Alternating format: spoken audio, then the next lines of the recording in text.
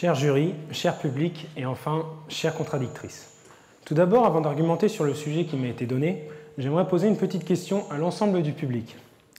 Vous avez probablement tous déjà entendu quelqu'un de votre famille vous dire « Mange ta soupe, ça fait grandir ». Et parmi vous, qui pense que cette phrase est véridique? Je vais vous demander de lever la main, s'il vous plaît. Voilà. Je vais devoir vous convaincre.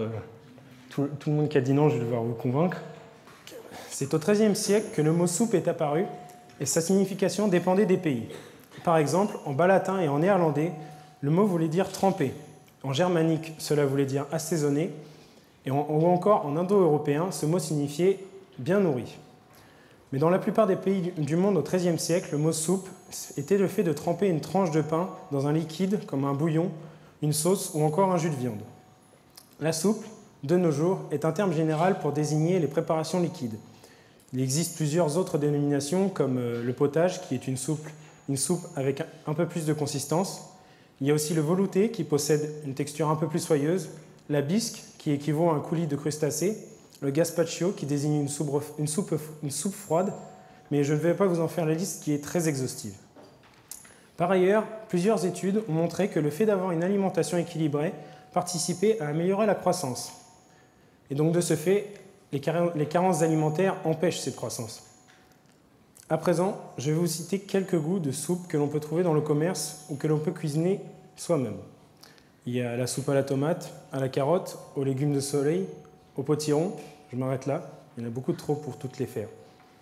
Vous pensez sûrement que si l'on boit que des soupes aux légumes, notre alimentation est loin d'être équilibrée. Et forcément, nous allons développer des carences alimentaires. Et je vous le confirme, vous ne grandirez pas en buvant seulement des soupes aux légumes. Mais finalement, que doit-on manger pour améliorer notre croissance? Pour une bonne alimentation, premièrement, il faut manger des fruits et des légumes.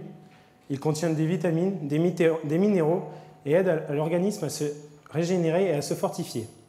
Deuxièmement, il y a la viande, le poisson, qui contiennent des protéines et ils vont donner à notre corps la force pour grandir. Troisièmement, les féculents qui apportent des glucides fournissant de l'énergie qui se libère progressivement dans notre corps. Quatrièmement, les produits laitiers sont eux aussi importants. Ils nous apportent du calcium qui est essentiel à la formation et à la solidité des os. Toutes ces catégories d'aliments peuvent être trouvées dans une soupe, comme dans une soupe de tomates à la viande hachée par exemple.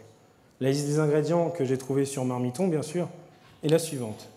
De la viande hachée, de l'huile d'olive, des poivrons, des oignons, de l'ail, de la purée de tomates, du bouillon, du riz cuit, de la crème liquide, du persil, du poivre et du sel.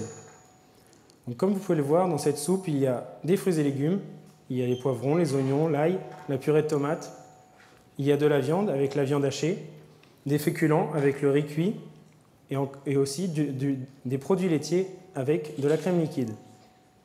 Mais ce n'est pas tout. Il existe aussi d'autres types de soupes, comme le brouet, qui est un plat composé de légumes ou de viande. Désormais, pour étayer mes propos, je vais vous parler d'un article publié dans le Los Angeles Times par Barbara Demick, dans lequel elle parle de la famine qui a touché la Corée du Nord. Myung-bok, un adolescent âgé de 16 ans, voulait rentrer dans l'armée, mais ce jeune homme mesurait seulement 4 pieds et 7 pouces, ce qui équivaut à 1,22 m. La petite taille de ce jeune homme, comme le dit Barbara Demick, est due à la famine qui a touché la Corée du Nord, dans les années 2000. Or, je peux vous assurer que si un bol de soupe avec un contenu différent à chaque repas avait été donné à cet enfant, je suis sûr qu'il aurait une taille supérieure à 1,22 m. Ceci étant dit, je vais maintenant vous parler de la consommation de soupe. C'est à la fin du XIXe siècle que l'industrie de la soupe va se développer. Et tout cela grâce à la création de pubs, à la formation de marques qui ont commercialisé ce produit. Paradoxalement, dans le livre « La stature en France depuis un siècle, évolution générale et régionale », Jean-Claude Pinault nous montre que dans les années 1900, la taille moyenne des hommes était de 1,65 m, tandis que celle des femmes était de 1,54 m. Alors que l'industrie et la consommation de soupe ne font que s'accroître au XXe et au XXIe siècle, la taille moyenne des hommes en 2019 est de 1,80 m et celle des femmes atteint 1,65 m.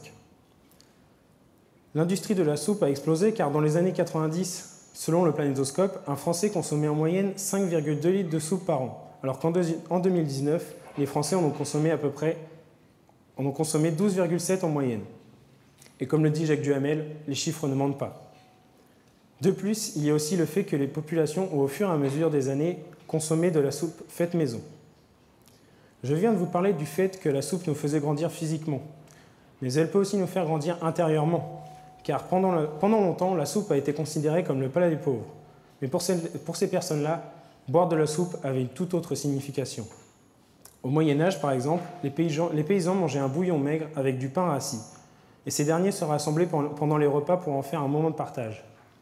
La soupe représentait aussi un état d'esprit pour eux, car à l'époque, ils gagnaient difficilement leur vie. Donc le fait de boire de la soupe leur suffisait à être satisfaits intérieurement. Au final, la soupe délectait leurs âmes. Et comme le dit Scarron dans sa chanson à manger, quand on se gorge d'un potage, succulent comme un consommé, si notre corps en est charmé, notre âme l'est bien davantage. Merci.